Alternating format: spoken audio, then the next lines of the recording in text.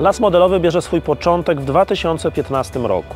To właśnie wtedy doszło do uroczystego włączenia Nadleśnictwa Oborniki wraz z 16 partnerami do międzynarodowej sieci lasów modelowych. Dziś, po blisko 10 latach działalności, przyszedł czas na pewne podsumowanie.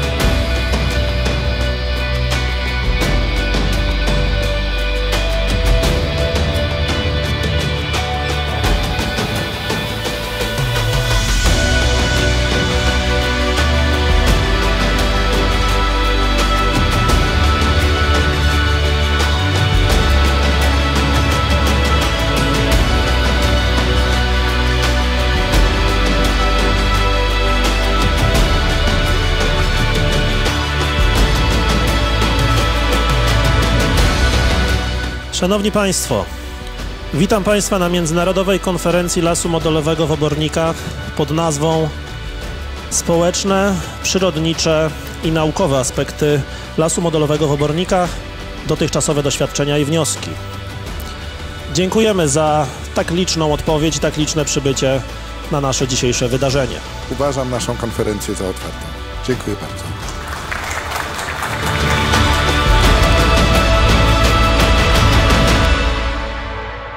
Spotkaliśmy się na terenie Nadleśnictwa Oborniki ze wszystkimi organizacjami, instytucjami oraz stowarzyszeniami zaangażowanymi w projekt Lasu Modelowego. To dobry czas na podsumowanie naszych dotychczasowych działań. Jednocześnie bardzo dobry moment, żeby ocenić, co udało się zrealizować w planie strategicznym, jakie wyzwania stoją jeszcze przed nami. Jest to także najlepszy czas, żeby zastanowić się, jakie postawić zadania na przyszłość. Moja wypowiedź jest propozycją dla tych młodych ludzi, którzy tutaj siedzą, żeby własne idee, które sobie gdzieś wymyślą, albo coś im zaiskrzy w głowie, żeby kontynuować, nie bacząc na pewnego rodzaju trudności. Ja też miałem te trudności, ale je zdążyłem i zdołałem w jakiś sposób zniwelować. I tym, co na końcu się stało, to jest ten las modelowy. Ale jednocześnie trzeba podkreślić, że każdy las modelowy jest inny. Mimo że pewne tematy mogą być podobne, to jednak sposób postrzegania i zestaw ludzi, którzy go tworzą, decydują, determinują tę różnorodność w skali globalnej. Po czasie, jak jeszcze raz przyjrzałem się, czy wracamy do tych wszystkich elementów planu strategicznego, wydaje mi się, że to były pewne elementy pionierskie nawet w skali Polski. Te elementy, które tam zostały zarysowane, nadal są niezwykle aktualne i są gotowymi rozwiązaniami, w jaki sposób możemy podejść do zarządzania w środowisku. And this means that you have to focus on a place and a space, so a landscape as a social and ecological system. You have to encourage people to work together, and we've heard many examples of this today. And we should all be committed to sustainability. Las modelowy jako przypominający tutaj instytucję tego leśnego kompleksu promocyjnego, aczkolwiek nie do końca, no bo jednak jest to szersza perspektywa i o wiele bardziej złożona. W tej idei nie chodzi o modelowy drzewostan, choćby taki, który widać za moimi plecami. To dobrowolne partnerstwo różnych zainteresowanych stron, którym na sercu leży dobro zasobów naturalnych. Mówiąc o lesie modelowym, mówimy tutaj w Obornikach często o głównej osi hydrologicznej, jaki stanowi Wełna i Flinta. Dwie rzeki, które obarczone są szeregiem elementów użytkowych związanych właśnie chociażby z użytkowaniem retencyjnym, z jakością wody, z hydroenergetyką, z użytkowaniem rekreacyjnym i szeregiem innych elementów, które wiążą się z tym zasadniczym pytaniem, jak prowadzić różne elementy, aby nie zawłaszczyć funkcji którejś, która mogłaby istotnie wpłynąć na stan tego elementu. Degradacja roślinności następuje głównie ze względu na czynniki spływających z pól resztek nawozów. To degraduje najbardziej rzekę i zmienia troszeczkę ten charakter naturalny, który tutaj niejednokrotnie staraliśmy się pokazywać i chcielibyśmy go jak najbardziej i jak najszybciej przywracać.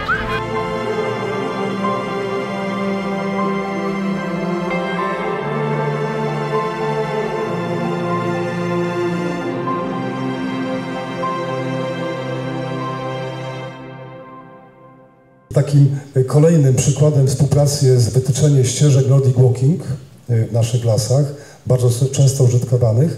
A taka ścieżka to nie jest tylko wytyczenie kawałka gruntu, gdzie właśnie nic nie rośnie, to są też tablice informacyjne, to są też drogowskazy. W tej chwili preferujemy znaki malowane na drzewach, tak jak to jest w górach czy w innych takich miejscach rekreacyjnych.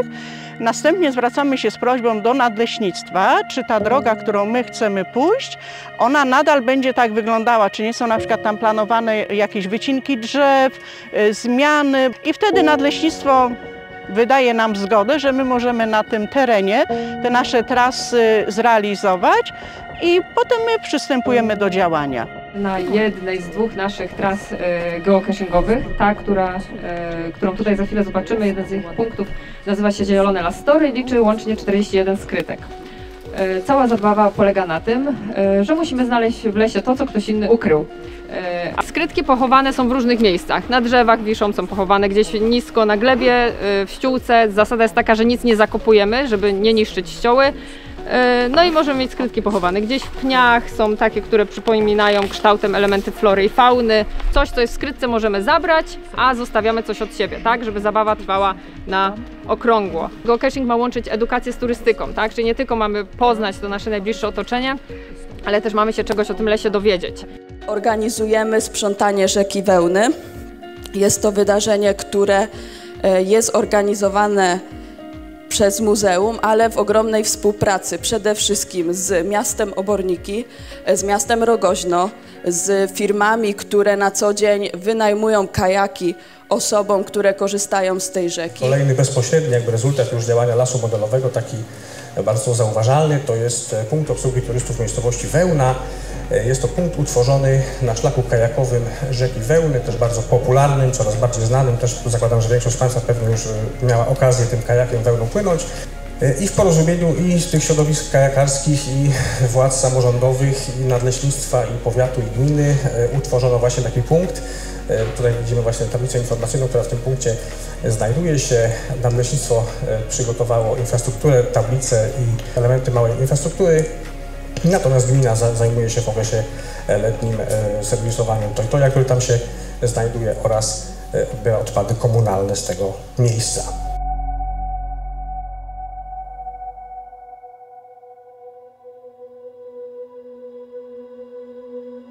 Nasze muzeum w ramach współpracy i partnerstwa z lasami modelowymi realizuje ogromny program edukacyjny skierowany do najmłodszych, ale również też bardziej dojrzałych osób. Wiele czasu poświęcamy na kampanie edukacyjne, korzystamy z radia, telewizji czy mediów społecznościowych, jednak to bezpośredni kontakt z lokalną społecznością w każdym wieku jest dla nas priorytetem. But the question is, what is really left behind? And are we focusing on little things that are easy to do, and maybe we are avoiding the difficult things which are difficult to do?